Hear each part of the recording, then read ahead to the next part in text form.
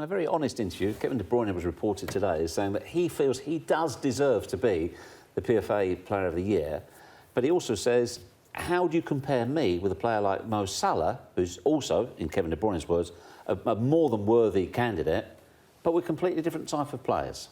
So how do you decide on what the PFA Player of the Year should be? When you used to vote, how do you decide it? I think, one, what they've achieved overall, the impact they have on their team.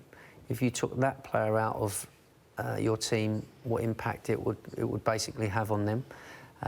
That's how and obviously when you've played against them and what they've done to you. You know, so, and I look at the two personnel there, De Bruyne, and I look at Salah, and I think to myself, right, wow. But myself, I would go for Mo Salah. And the reason being, you look at the 29 Premier League goals he's got and the 9 assists, compared to obviously De Bruyne's 15 assists and 7 goals. So you kind of look at it and you think, look, add them together, and you can see that Mo, on goals created and scored, he's so far in front. But look at chances created. No, I get that, but you still got to finish it. It's an incredible number. Yeah, you still got to finish it. It is amazing, by the way. But for me, it's, as I said, the impact of a certain individual on a team is, for me, Mo Salah. I think what he's done has been frightening this year. Do you look at, though, what they've won? Have they got to have won something? Because Kevin De Bruyne will have done it in a team that won the league. Yeah, and does that count? You know something? Because of the way Mo has blasted onto the scene this year, and no one expected him to have the impact he's had. I think that the fact that Kevin De Bruyne has won something, and probably he's going to win the Premier League as well. I totally understand what he's saying about the two different players. The impact that Mo Salah has had has been phenomenal.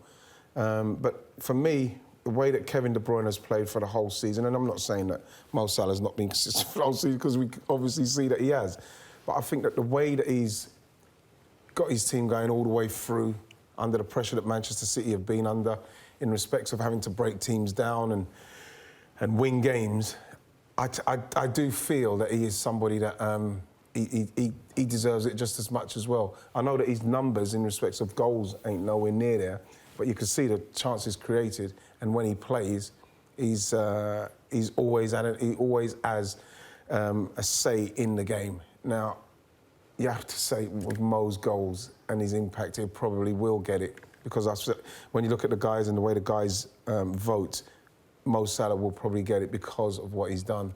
But, you know, I think Kevin De Bruyne has just got to look at it and see that if you got someone doing what Mo's doing, he'd probably win it by a mile. Because you look at who's the other candidates. I think you look at it from a point of view as well. At the start of the season, you'd have looked at the players and you'd have gone Harry Kane, De Bruyne, Aguero, Pogba. And you'd have never put Pogba. You'd have never put Mo Salah in that category. And you know, for him to do what he's done, you go wow. And it's probably makes a bigger impact because you'd never put him in the first place. And what he's done, I think, is. And he's carried on doing it and carried on doing it. It'd be very difficult to give it to anybody apart from him for what he's done, but you have to put a case for Kevin De Bruyne and the way he's played this season. What's the... I mean, it's before the end of the season, the final... I mean, Harry Kane in the Premier League is 5 goals behind him. He doesn't have as many assists, but Harry Kane's had an equally impressive season as well. Yeah, so, we expect that from Harry Kane now. And, you know what I mean? What Harry Kane has shown and what Mo Salah's going to have to do is be consistent. We know now that Harry Kane now is a 4-season wonder. Everybody's saying he's a 1-season, 4-season wonder. Though, when you used to vote, though, how much do goals count in the vote? Goals is important, you know, and I think... are we saying the top goal scorer always gets it? No, but he doesn't, though, does he? Not all the time, no. I think it's the one that's created chances, and obviously, look, I've seen you know, he scored 4 goals against Watford. The one of the goals that he had 3 round him, he's jinked one way, jinked another way, and put it in. The goal against Spurs that he's jinked both ways. you know. And yeah, but then you know, we could talk about goals, but then I've seen De Bruyne do a couple of passes where I know it's not the same rush you get as scoring a goal, but they ended up getting goals from. But the passes were the kind of passes that people in the stadium go, oh, for a pass. You know what I mean? I know that Mo and his trickery and his it does get you off your seat, but when you see somebody pass something that gets you off your seat as well. Mahrez, when he won it, you know, for Leicester, nobody expected him that year, but he just was unbelievable that year, you know, and it's exactly the same scenario as Mo Salah, you know, because no one expected him, simple as that. Mahrez, when he won it. And N'Golo Kante as well. I mean, yes. Because they kind of was up there winning the league, and he was unbelievable, Kante. Kante was outstanding. He was unbelievable that year. Just like Mo is outstanding this season. Yeah. Is it easier then? That's the wrong word. Completely the wrong word. It's easier for forward to win it, as you see. Is it more likely? Is it more likely because of the goals? Yeah. And also as well, is it a bit unfair, really, isn't it, to defenders? Yeah. Hey. And goalkeepers. Yeah. You know, you look at someone like David De Gea. He's been fantastic. You know what I mean? Yeah. Well, of course, they come head-to-head this week. Yes. First game, the Champions League semi-finals. How do you see this one? I tell you what, that's going to be some atmosphere, and I know that the Man City players have played in some real big games, you know, World Cup winners they've got and everything, but I think that the atmosphere what's going to be at Anfield is going to be something that they're going to be a little bit, I wouldn't say fearful of, but they're going to notice it. It's not going to be like a Premier League atmosphere. Liverpool on European nights, especially like that, and I said it yesterday, I said it on the radio, it's going to be different. It's going to be a different noise, and I hope that they're ready for that, because Liverpool have shown that they can hurt them. You know, we saw at the start of the season before Mane got sent off, they were doing really well in that game. They ended up losing it, obviously, by a few when they went down to 10 men, and we saw what they'd done to them at Anfield as well, with, you know, Oxlade-Chamberlain, the way he played that day and everything. They know, Manchester City know that they'll look into Liverpool's eyes and they'll say, we're ready for you. We're ready for this. I heard Kevin De Bruyne say about seeing players, and saw the Everton players, and you could see that they didn't know what to do with them. They couldn't cope with them. Liverpool can cope with them, and they can hurt them. So it's going to be so well poised, and the fans are going to have a say in this, I think. Do you think that second Premier League encounter,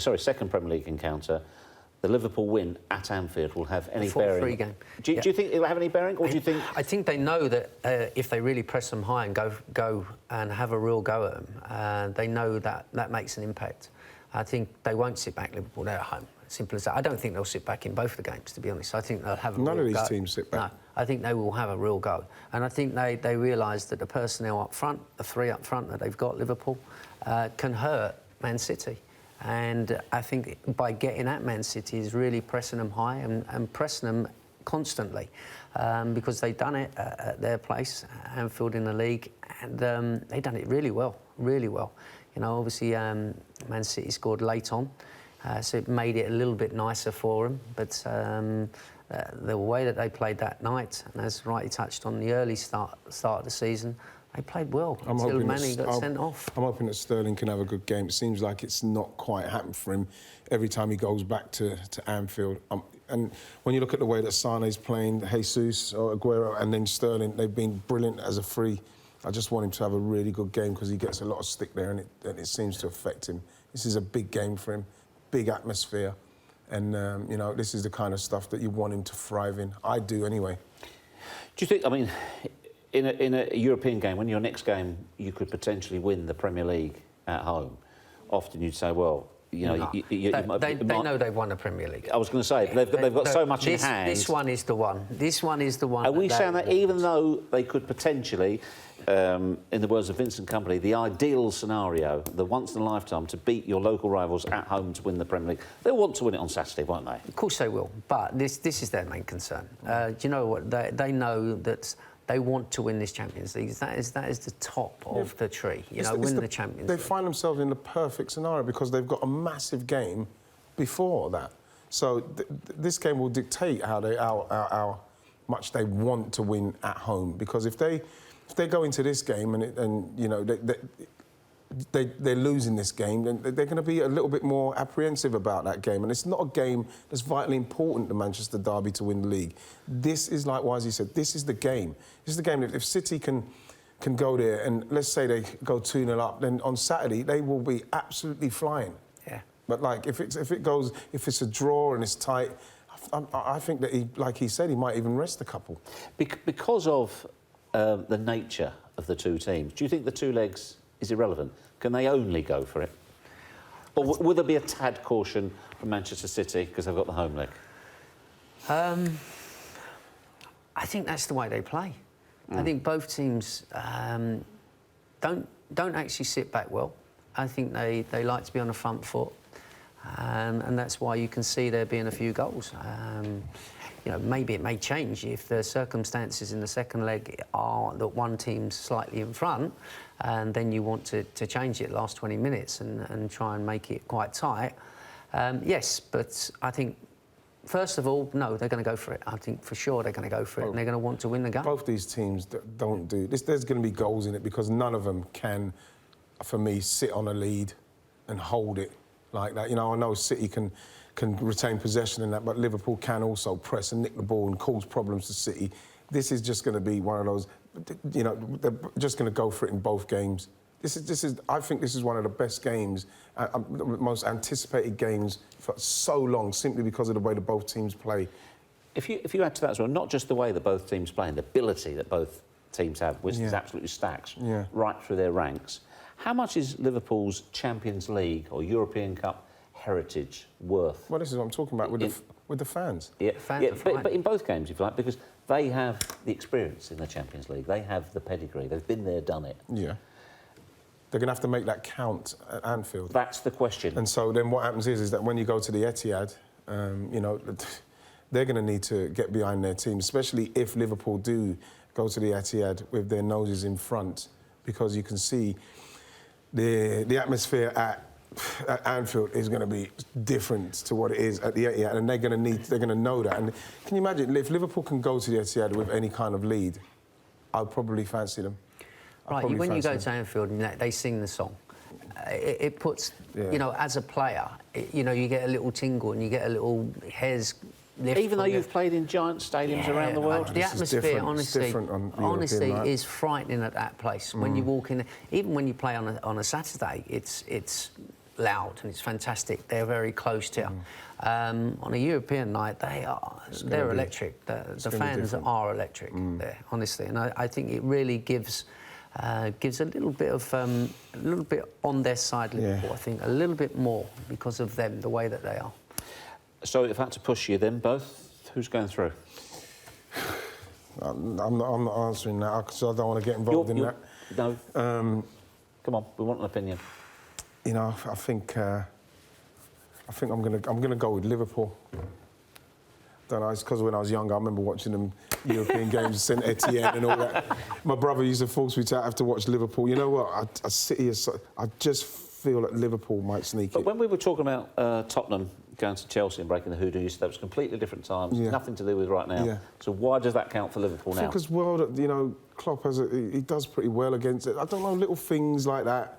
I just feel that those. It just might be. It just might be. Absolutely, Dennis. I'm going Liverpool. You coming with me? Yeah, all the way right, mate. Wow. I honestly, I fancy Liverpool, and I think it's one-off games, and I think on the night, I think they could pull it off. I really do.